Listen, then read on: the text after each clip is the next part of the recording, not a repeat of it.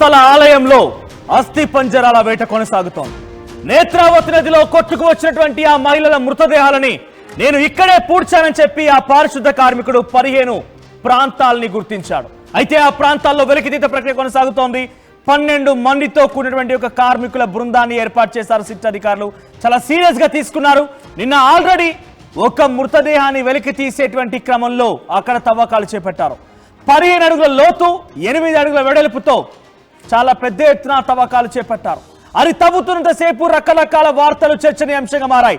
మృతదేహాలు వెలికి తీశారని చెప్పి ఒకరు, ఎముకలు బయటపడ్డాయని మరొకరు, పుర్రెలు బయటపడ్డాయని మరొకరు రకరకాలుగా మాట్లాడుకున్నారు. కానీ ఏ ఒక్క మృతదేహం బయటపడలేదు, ఏ ఒక్క ఎముక బయటపడలేదు, ఏ ఒక్క పుర్రె కూడా బయట పడలేదన్నట్టుగా మొదటిగా అందరూ మాట్లాడుకున్నారు. ఇప్పుడు ఈరోజు రెండో పాయింట్ దగ్గర అంతా అక్కడ తవ్వకాలు జరుగుతూ ఉన్నాయి. రెండో పాయింట్ లో తవ్వకాలు జరుగుతూ ఉన్నాయి. అయితే అక్కడ కూడా 15 అడుగుల లోతుతో 8 అడుగుల వెడల్పుతో తవ్వకాలు జరుగుతున్నాయి. మరి ఈ రోజు ఎటువంటి అంశాలు బయటపడతాయో చూడాలి. అక్కడ మహిళల పుర్రెలు ఉన్నాయి, మహిళల అవశేషాలు ఉన్నాయి, అస్థి పంజరాలు ఉన్నాయని చెప్పి ఆ పారిశుద్ధ కార్మికుడు చెప్తున్నాడు. 1 కాదు 2 కాదు, ఏకంగా 25 ఏళ్లకు పైబడి 25 ఏళ్లకు పైబడి నేను అక్కడ పనిచేస్తున్న క్రమంలో వందలాది మృతదేహాలను నేను అక్కడ బయటికి తీశాను. వందలాది మృతదేహాలు మొత్తం కూడా నేను అక్కడ పాతి పెట్టాను, పూడ్చివేశాను, డీజిల్ పోసి కాల్ చేశానని చెప్పి ఆ పారిశుద్ధ కార్మికుడు చెప్పుకొచ్చాడు. అయితే అందులో నుంచి ఇప్పుడు 17 ప్రాంతాలని గుర్తించి ఆ 15 ప్రాంతాల్లో తవ్వకాలు చేపట్టేటువంటి ప్రక్రియ కొనసాగుతోంది. ఈ నేపథ్యంలో అక్కడ సంచలన విషయాలు బయటపడుతున్నాయి. మొదటి దాంట్లో ఎటువంటి ఆనవాళ్లు కనిపించలేదు. రెండవది తవ్వేటువంటి ప్రక్రియ కొనసాగుతోంది. ఆ తవ్వే క్రమంలో అంతా కూడా చాలా ఉత్కంఠతో ఎదురు చూస్తున్నారు. ఫోరెన్సిక్ టీం అక్కడికి చేరుకుంది, ఫోరెన్సిక్ అధికారులు చేరుకున్నారు, సిట్ అధికారుల బృందం అక్కడే ఉంది, కార్మికులు అక్కడ తవ్వకాలు చేపడుతున్నారు. ఇవన్నీ జరుగుతూ ఉండగా ఎప్పుడు ఎటువంటి మృతదేహం బయటపడుతుందోనని అంత ఆసక్తిగా ఎదురు చూస్తున్నారు. మరీ ముఖ్యంగా అక్కడ తల్లిదండ్రులు, తమకు సంబంధించిన బంధువులు కూడా చేరుకున్నారు. వారంతా తమ కుటుంబీకులు ఎవరైతే మిస్ అయ్యారో వారి మృతదేహాలు బయటపడతాయని చెప్పి చాలా ఆశగా ఎదురు చూస్తూ ఉన్నారు. కానీ మొదటిసారి విఫలమైంది. మొదటిసారి తను చూపించిన స్పాట్లో ఏ ఒక్క అస్థిపంజరం కానీ మృతదేహం కానీ కనిపించలేదు. కానీ ఇప్పుడు జరిగేటువంటి రెండో స్పాట్లో ఏం జరుగుతుందో కాస్త ఆసక్తి రేపుతోంది, ఆందోళనకరంగా ఉంది. మీరు చూస్తున్నటువంటి ఆ విజువల్స్ లో సర్కిల్లో కనిపించేటువంటి వ్యక్తి ఆయనే అక్కడ పారిశుద్ధ కార్మికుడిగా పనిచేసిన వ్యక్తి. 1998 నుంచి 2014 ఏకంగా 25 ఏళ్లకు పైబడి అక్కడే పారిశుద్ధ కార్మికుడిగా పనిచేస్తున్నటువంటి ఆ క్రమంలోనే నేత్రావతి నదిలో కొన్ని వందలాది మృతదేహాలు అత్యాచారం చేసిన ఆనవాళ్లతో, మహిళల యొక్క ప్రైవేట్ పార్ట్స్ పైన గాయాలతోని, మహిళల యొక్క లోదుస్తులు కనిపించకుండా చాలా మంది అత్యాచార గాయాలతోనే కనిపించారు. వారందరి మృతదేహాలు బలవంతంగా నా చేత కొందరు వ్యక్తులు పూడ్చివేయమని చెప్పారు అనేటువంటి మాటని ఆయన చెప్తూ ఉన్నాడు. ఒక లేఖను కూడా విడుదల చేశారు. ఆ లేఖలో కూడా చాలా విస్తుపోయే విషయాలను బయటకు చెప్పుకున్నాడు. ఏకంగా తన కుటుంబంలో నుంచి కూడా ఒకరికి వేధింపులు ఎదురయ్యాయి, తమని కూడా ఈ రకంగాన హతమారుస్తామని బెదిరింపులకు పాల్పడ్డారు. కాబట్టి ప్రాణాలు కాపాడుకోవడం కోసం వేరే రాష్ట్రానికి పరారైపోయాను. ఆ తర్వాత ఇప్పటికైనా నేను చెప్పకపోతే నా జీవితానికి ఒక అర్థం పరమార్థం ఉండదు, నేను మనిషినే కాదని చెప్పి పశ్చాత్తాపానికి గురైపోయి తిరిగి ధర్మస్థలికి చేరుకున్నాడు. బెతల్గండి కోర్టుకి ఏకంగా తన బ్యాగులో తను వచ్చినటువంటి ఆ సందర్భంలో తన ఒక చేతిలో బ్యాగ్ కనిపించింది. ఆ బ్యాగ్ లో కూడా కొన్ని అవశేషాలను తను దాంట్లో పెట్టుకొని వచ్చాడు, కొన్ని అస్థి పంజరాలని, ఎముకల్ని దాంట్లో పెట్టుకొని వచ్చాడు. సో దీంతో చాలా సీరియస్ అయింది మ్యాటర్. ఆ కోర్టు ఆవరణలో కూడా ఆయన వచ్చినప్పుడు ఇటువంటి విషయాలు కనిపించాయి. ఇలా వరుసగా ఒకదాని తర్వాత ఒకటి ఇటువంటి విషయాలు బయటపడుతున్న కొద్ది ధర్మస్థల ఆలయంలో ఉన్నటువంటి రహస్యాలని, చిక్కుముళ్ళని విప్పాలి అని చెప్పి డిమాండ్లు కూడా వ్యక్తమవుతున్నాయి. నిజంగానే అక్కడ మృతదేహాలు బయటపడితే పరిస్థితి ఏంటి, ఎలా ఉండబోతోంది? నిజంగా డిఎన్ఏ టెస్ట్ లో సాధ్యమవుతాయా? ఫోరెన్సిక్ టీమ్స్ ఏం చేయబోతున్న తదుపరి యాక్షన్ ఏంటి? మనతో పాటుగా Visakha KGH forensic doctor Venkataramana గారు లైవ్ లో సిద్ధంగా ఉన్నారు. రైట్, ఆయనతో మాట్లాడదాం. వెంకటరమణ గారు. ఎస్ వెంకటరమణ గారు, ధర్మస్థల ఆలయంలో వందలాది మంది మహిళల యొక్క మృతదేహాలు నేనే స్వయంగా నా చేతులతో పూడ్చాను అని చెప్పి ఆ పారిశుద్ధ కార్మికుడు చెప్తున్నాడు. 1 నెంబర్ ప్రాంతాన్ని ఎక్కడైతే ఆయన మార్క్ చేశాడో అక్కడ తవ్వకాలు చేపట్టేటువంటి ఆనవాళ్ళు కనిపించలేదు. 15 అడుగుల లోతు 8 అడుగుల వెడల్పు తవ్వకాలు చేపట్టిన ఎటువంటి ఒక ఎముక కూడా కనిపించలేదు. ఇప్పుడు రెండో దగ్గర తవ్వకాలు జరుగుతున్నాయి. సో రోజుకొకటి చొప్పున సుమారుగా 15 రోజుల పాటుగా ఆయన గుర్తించినటువంటి ఆ 15 స్పాట్లో తవ్వకాలు జరిగే అవకాశం ఉంది. సో ఫారెన్సిక్ టీమ్స్కి ఏ ఒక్క చిన్న క్లూ దొరికినా కూడా డెఫినెట్గా వాళ్ళు ఫైండ్ అవుట్ చేయవచ్చు. బట్ 25 ఏళ్ల పైబడి కావస్తోంది కాబట్టి నిజంగా ఫారెన్సిక్ టీమ్స్ అక్కడ నిజంగా ఎముకలు దొరికితే ఆ ఎముకలు ఎవరివి అనేది గుర్తించడం సాధ్యమవుతుందా? సాధ్యం అవుతుందండి, మాక్సిమం సాధ్యం అవుతుంది. నెంబర్ 1, ఎముకలు దొరికిన తర్వాత అవి హ్యూమనా కాదా, మనిషివా కాదా అన్నది ఫస్ట్ మనం ఐడెంటిఫై చేయాలి. తర్వాత ఫిమేలా మేలా అన్నది ఐడెంటిఫై చేయాలి. ఆ తర్వాత ఏజ్ ను ఐడెంటిఫై చేయాలి. ఇవన్నీ కూడా ఎముకల ద్వారా మేలా ఫిమేలా హ్యూమనా కాదా, ఏజ్ ఎంత ఉండొచ్చు రఫ్ గా, ఇవన్నీ మనం చెప్పగలుగుతాము. డిఎన్ఏ కోసం లాంగ్ బోన్ కానీ మోలార్ టీత్ అంటే పళ్ళలో చివరి జ్ఞానదంతం అంటాం కదా, ఆ జ్ఞానదంతాన్ని కానీ పంపిస్తే డిఎన్ఏకి, ఆ డిఎన్ఏతో ఎవరైతే మిస్ అయ్యి ఉన్నారో వాళ్ళ మిస్సింగ్ వాళ్ళ బ్లడ్ శాంపిల్స్ పంపించి మ్యాచ్ చేస్తే ఆ విధంగా వాళ్ళని మనము మ్యాచ్ చేసి ఈ పర్టికులర్ ఎముకలు వాళ్ళకి సంబంధించినవి అని చెప్పడానికి ఉపయోగపడుతుంది. దీనికి ఫోరెన్సిక్ టీంతో పాటు ఆంథ్రోపాలజిస్టులు అవసరం ఉంటుంది. అలాగే డిఎన్ఏ ఫోరెన్సిక్ సైన్స్ వాళ్ళు కూడా అవసరం ఉంటుంది. ఒక టీమ్ లా తయారయ్యి చేస్తే క్లూస్ టీమ్ ఒకటి ఉండాలి. వీళ్ళందరూ కలిపి చేయగలిగితే మనం మ్యాక్సిమం వాటిని వాళ్ళ వాళ్ళ బంధువులతో గుర్తించగలుగుతాము. ప్లస్ ఏజ్ మేల్ జెండర్ చెప్పగలుగుతాము. రైట్ వెంకటరమణ గారు, అది నేత్రావతి నదికి ఒడ్డుగా, myself you're speaking to Manoj, నా పేరు మనోజ్ అండి. సో నేత్రావతి నదికి ఒడ్డుగా అక్కడ పూడ్చిపెట్టాను, కాల్ చేశానని చెప్పి ఆ పారిశుద్ధ కార్మికుడు చెప్తున్నాడు.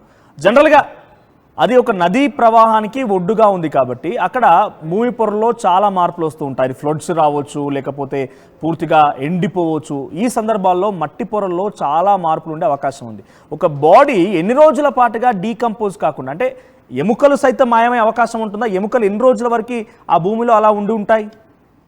ఎముకలు అయితే మాయమవ్వండి. స్కిన్, మజిల్స్, వెజల్స్, ఆర్గన్స్ మాయమవుతాయి, కానీ ఎముకలు ఎన్నాలని ఉండిపోతాయండి. ఓకే, ఎన్నిళ్ళ పాటుగా అలా ఉండిపోతాయి? అది టైం లిమిట్ ఏం లేదండి. ఓకే, సో కంప్లీట్ డీకంపోజ్ అయితే కావు.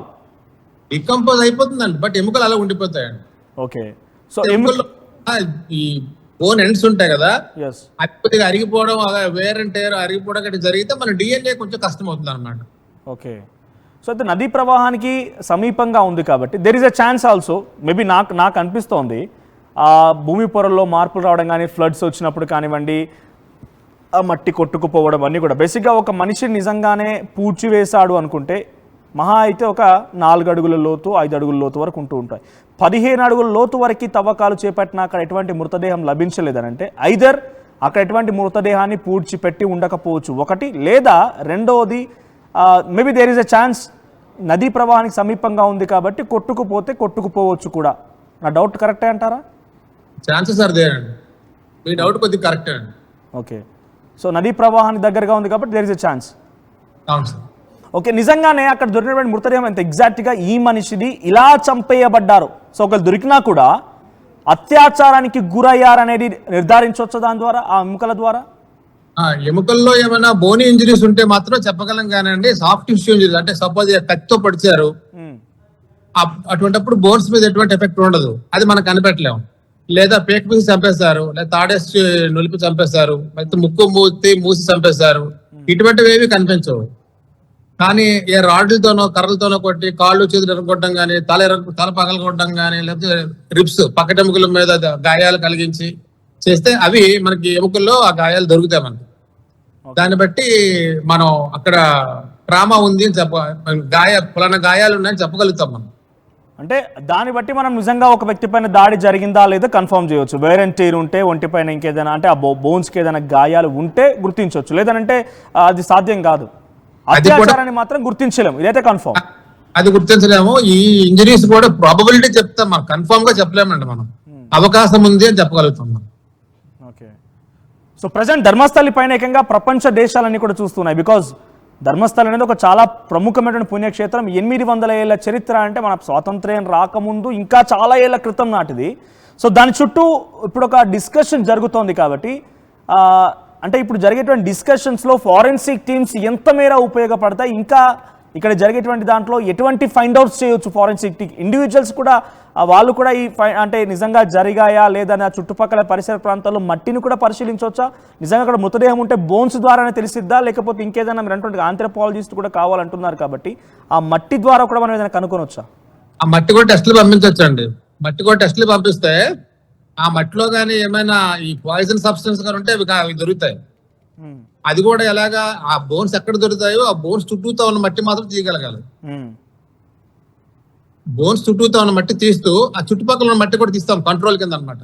సో అప్పుడు ఏంటంటే ఆ మట్టికును బోన్స్ దగ్గర ఉన్న మట్టికి డిఫరెన్స్ ఏంటో తెలుసుకోగలగాలి. సో బోన్స్ దగ్గర ఉండే మట్టిలో కానీ కెమికల్స్ ఉండి ఆ చుట్టుపక్కల తీసే మట్టిలో కెమికల్స్ లేవు అంటే మనం ఏదైనా పాయిజన్ సస్పెక్ట్ చేయగలుగుతాం అన్నమాట.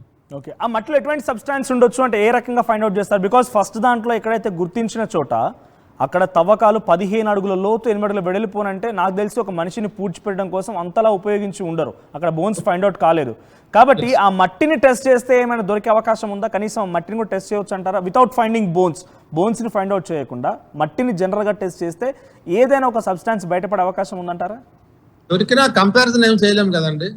ఓకే, కంపేర్ చేస్తేనే మనకు బయటపడుతుంది. సో ఇండివిజువల్గా మట్టిని చూస్తే దాంట్లో మనిషికి సంబంధించినటువంటి స్కిన్ డీకంపోజ్ అయినట్టుగా, లేకపోతే తన ఇంకేదైనా బాడీ పార్ట్స్ డీకంపోజ్ అయినట్టుగా అటువంటి ఆనవాళ్ళు ఏమి ఉండవు అందులో. అందులో ఆంథ్రోపాలజీ RFS వాళ్ళు కెమికల్ అనాలిసిస్ వాళ్ళు మహా అయితే పాయిజన్స్ చెప్పగలరు కానీ మజిల్స్ గురించి వాటి గురించి ఏం చెప్పలేరు. ఓకే, ఐఎమ్ సారీ, ఎందుకు ఇంతలా మనం మట్టిని కూడా టెస్ట్ చేయవచ్చా, అటువంటి పాసిబిలిటీ ఉందని ఎందుకు అడగవలసి వస్తుందంటే ఆ కార్మికుడు చెప్తున్న ప్రకారంగా వందలాది మంది యొక్క మృతదేహాలను నేనే పాతి పెట్టాననేటువంటి మాట ఆయన మాట్లాడుతున్నాడు. కాబట్టి మేబీ అది ఒక నిజమే, ఇంకెవరైనా మళ్ళీ దీని వెనుక వందలాది మంది మృతదేహాలను ఒక్క వ్యక్తే చేయగలిగాడు అంటే దాని వెనుక ఇంకేదో మిస్టరీ ఉంటుంది. కాబట్టి సో కనీసం మట్టిని పరిశీలించైనా ఆయన చెప్పేటువంటి మాటలు మనం నిజమా లేదా అబద్ధం అని తేల్చొచ్చా? బికాజ్ ఒక చోట లభించలేదు. సెకండ్ డే ఈ రోజు జరుగుతున్న తవ్వకాల్లో కూడా పెద్దగా అంతా బయటపడతాయనేటువంటి ఒక అవకాశం అయితే కనిపించడం లేదు. ఓన్లీ డౌటేనండి, అది కన్ఫర్మేటివ్ గా చెప్పలేము మనం. ఓకే, మట్టిని టెస్ట్ చేయడం వల్ల కన్ఫర్మేషన్ ఏముండదు, కన్ఫర్మేటివ్ గా చెప్పలేము. ప్రాబబిలిటీ అని చెప్పగలుగుతాం కానీ కన్ఫర్మేటివ్ గా చెప్పలేము.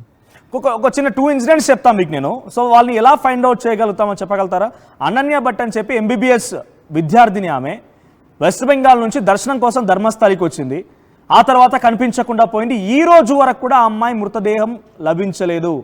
ఆ తల్లి, అనన్య భట్ తల్లి సుజాత భట్ CBI ఆఫీస్లో స్టెనోగ్రాఫర్గా పనిచేస్తుంది. ఇప్పుడు నిజంగానే అక్కడ కొన్ని ఎముకలు దొరికాయి అనుకోండి, ఆ అమ్మాయిని ఫైండ్ అవుట్ చేయడానికి మనకి ఎలాంటి పాసిబిలిటీ ఉంటుంది?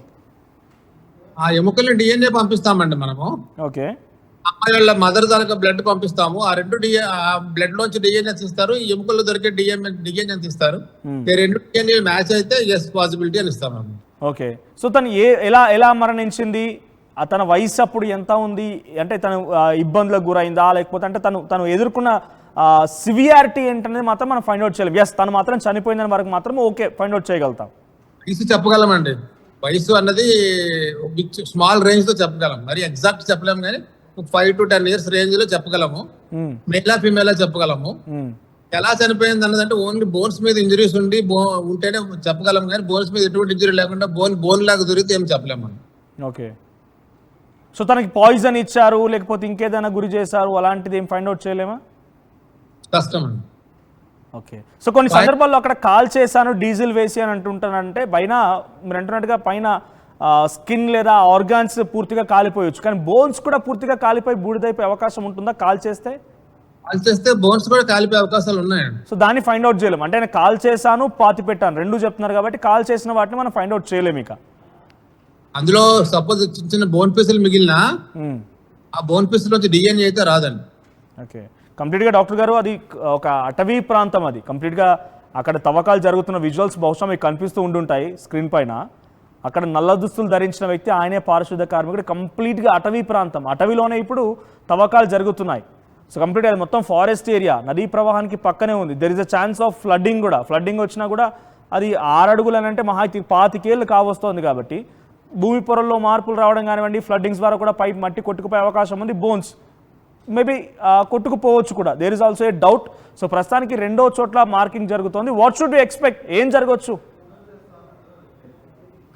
ఏం బోన్స్ దొరికితే కానీ మనం ఏం చెప్పలేమండి. బోన్స్ దొరకాలని రూల్ అయితే లేదు. మీరు అన్నట్టు మట్టి పెరిగిపోవడం వల్ల సాయిల్ హైట్ పెరగడం వల్ల మీరు ఎక్కువ డెప్త్కి వెళ్తున్నారు వాళ్ళు. సాయిల్ పెరగచ్చు, అలా అని చెప్పి పూర్తిగా తరిగిపోవచ్చు కూడా. కూడా రైట్. తరిగిపోతే ఆ బోన్స్ ఎప్పుడో కొట్టుకుపోయి ఉండాలి, పక్కన నది ఉంది కాబట్టి. ఎస్, థ్యాంక్ యూ అండి, థ్యాంక్ యూ వెంకటరమణ గారు. ఇది డాక్టర్స్ చెప్తోంది. ఫారెన్సిక్ డిపార్ట్మెంట్ సంబంధించినటువంటి వారంతా కూడా ఉత్కంఠగా ఎదురు చూస్తున్నారు. అక్కడ నిజంగానే ఎముకలు బయటపడితే ఎటువంటి ఎముకలు అలా బయటపడే అవకాశం ఉంది. చాలా క్లియర్గా డాక్టర్ గారు చెప్తోంది, వెంకటరమణ గారు చెప్తున్న మాట ఏంటంటే ఆ వ్యక్తి ఎలా చనిపోయాడు అనేది మాత్రం మనం చెప్పడం చాలా కష్టం. ఒకవేళ ఆ ఎముకల్లో కనుక వేరెంటీర్ అంటే నిజంగా ఎముకలు విరిగినట్టుగా కనుక ఉండి ఉంటే ఫైండ్ అవుట్ చేయడం కొంత కష్టమే కావచ్చు. కానీ అక్కడ వ్యక్తి చనిపోయినట్టుగా ఏ వ్యక్తి చనిపోయాడు, మగన ఆడన, డిఎన్ఏ టెస్ట్ ద్వారా ఆ వ్యక్తి ఎవరు. ఉదాహరణకి ఇందాక చెప్పినట్టుగా అనన్య భట్ ఎంబీబీఎస్ విద్యార్థిని, తన తల్లి సుజాత భట్ ఉన్నారు. సో తను వెతుకుతూ ఉన్నారు, దొరకలేదు. ఆ తర్వాత తను వెంటనే మళ్ళీ తనపై దాడి జరగడము, తను వదిలేసి వెళ్ళడం. ఇప్పటివరకు అనన్య భట్ మృతదేహం లభించలేదు. స్టిల్ అది ఇంకా ఎలా చనిపోయింది, ఏం జరిగింది అనేది కూడా ఎవరికీ తెలియదు. అనన్య భట్ యొక్క మరణం గురించి ఇంకా అనుమానాలు, రహస్యాలే, ఇంకా చాలా అసలు విషయం ఇంకా బయటికి రాలేదు. సో అప్పుడు సుజాత భట్ యొక్క బ్లడ్ శాంపిల్స్ తీసుకొని ఆ బ్లడ్ శాంపిల్స్లో డిఎన్ఏతో పాటుగా ఈ బోన్స్లో ఉన్నటువంటి డిఎన్ఏని మ్యాచ్ చేస్తే అప్పుడు అనన్యానా కాదని బయటపడుతుంది. కానీ తను ఎలా చనిపోయింది, ఎవరు చంపేశారు అనేది ఆ వ్యక్తి చెప్తే బయటపడే అవకాశం. కానీ ఎలా చనిపోయింది అనేది మాత్రం తెలియదు. అత్యాచారం గురైందా లేకపోతే మొత్తం పూర్తిగా అయితే ఫైండ్ అవుట్ చేయలేం. సో ప్రస్తుతానికి దెర్ ఇస్ ఎ ఛాన్స్. నాకు నిజంగానే ఒక అనుమానం కలుగుతుంది. నదీ ప్రవాహానికి సమీపంగా ఉంది కాబట్టి మనం బేసిక్గా చూడండి, నదీ ప్రవాహాలు మనం చూస్తూ ఉంటాం. కొన్ని సందర్భాల్లో ఫ్లడ్స్ ఎక్కువగా ఉండడం వల్ల మట్టి కూడా పూర్తిగా కొట్టుకుపోయే అవకాశం ఉంది. సో ఒక మనిషిని పూడ్చివేయడం కోసం 6 అడుగుల లోతు, 6 అడుగుల వెడల్పు, నాకు తెలిసి లోతు అంత ఉంటుందేమో కానీ 5 అడుగుల లోతు, 6 అడుగుల వెడల్పు అయితే మ్యాండేట్. సో అటువంటి ఆ వ్యక్తిని పూడ్చిన తర్వాత ఫ్లడ్స్ వచ్చి నదీ ప్రవాహం దగ్గరగా ఉంది కాబట్టి మట్టి పొరల్లో మార్పులు కానివ్వండి, ఫ్లడ్స్ వచ్చినా మట్టి పెరగొచ్చు, లేదంటే ఆ ఫ్లడ్స్లో ఆ మట్టి కూడా పూర్తిగా కొట్టుకుపోవచ్చు కూడా. సో మొదటి స్పాట్లో అయితే ఎటువంటి మృతదేహాలు లభించలేదు. ప్రస్తుతానికి రెండో మార్కింగ్ దగ్గర తవ్వకాలు చేపడుతూ ఉన్నారు. ఫోరెన్సిక్ అధికారులు, సిట్ అధికారులు, కార్మికుల బృందం అక్కడికి చేరుకొని తవ్వకాలు చేపడుతోంది. ఇక్కడ మీరు చూస్తున్న ఈ విజువల్స్లో కనిపించేటువంటి ఆ నల్ల దుస్తులు ధరించినటువంటి ఆ వ్యక్తి పారిశుద్ధ కార్మికుడు. ఆయన కోర్టుకు వచ్చినప్పుడు కూడా తన బ్యాగ్లో చాలా పక్కాగా కొన్ని అవశేషాలను వేసుకొని వచ్చాడు. మీరు ఆ విజువల్స్లో చూస్తున్నారు. ఆయన కోర్టుకు వచ్చినప్పుడు ఆ బ్యాగ్లో కొన్ని అవశేషాలను వేసుకొని వచ్చాడట. సో దీంతో మరింతగా బలం చేకూరింది. ధర్మస్థల ఆలయంలో ఏదో జరిగిందని అనుమానం మరింతగా అందరినీ కలవరపాటు గురి చేస్తోంది. చూద్దాం, ఈరోజు రెండో చోట తవ్వకాలు జరుగుతున్నాయి. సాయంత్రానికల్లా ఏదో ఒక అంశం బయటపడే అవకాశం కనబడుతోంది. ఇక్కడ చూస్తున్నటువంటి ఈ అమ్మాయి సౌజన్య 2012లో ఆవిడ అక్కడి నుంచి కనిపించకుండా పోయింది. ఈ ఘటనలో ఈ అమ్మాయి మరణానికి అక్కడ పనిచేసే ఓ కార్మికుడు సంతోషే కారణం అని చెప్పి అరెస్ట్ చేశారు. సిబిఐ ఇన్వాల్వ్ అయింది, సిఐడి ఇన్వాల్వ్ అయింది, సిట్ ఏర్పాటు చేశారు. కానీ సంతోషే చేశాడన్నట్టుగా ఒక్క ఆధారాన్ని కూడా, అనుమానం తగ్గట్టుగా ఒక్క ఆధారాన్ని కూడా చూపించలేకపోయారు. దీంతో 2023లో సంతోష్ నిర్దోషిగా విడుదలయ్యాడు. ఇలా కేవలం ఒక సౌజన్య ఘటనలో కాదు, పద్మలత ఘటనలో కూడా ఆ రకంగా జరిగింది. 56 రోజుల తర్వాత ఆ అమ్మాయి మృతదేహం అక్కడ చేతులు కాళ్ళు కట్టి పడివేసినటువంటి ఒక పరిస్థితిలో అమ్మాయి మృతదేహం బయటపడింది. ఏం జరిగిందో ఇప్పటివరకు తెలియదు. తర్వాత అనన్య భట్ కూడా ఇప్పటివరకు కనిపించలేదు. ఇలా 1 కాదు 2 కాదు కొన్ని వందలాది మంది యొక్క మృతదేహాలను ఆ పారిశుద్ధ కార్మికుడు తన చేత్తోనే స్వయంగా పూడ్చిపెట్టారని చెప్పాడు. మరి ఇప్పుడు ఆ మృతదేహాలకు సంబంధించిన అవశేషాలు ఎక్కడికి పోయాయి? మొదటి దాంట్లో ఎటువంటి ఆనవాళ్ళు కనిపించలేరు. ఎగ్జాక్ట్గా గుర్తించలేకపోయాడా, ఇంకేదైనా జరిగిందా? Something is fishy. ఈ మిస్టరీని ఛేదించే పనిలో సిట్ అధికారులు ఉన్నారు. చూద్దాం మరి ఏం జరుగుద్దో.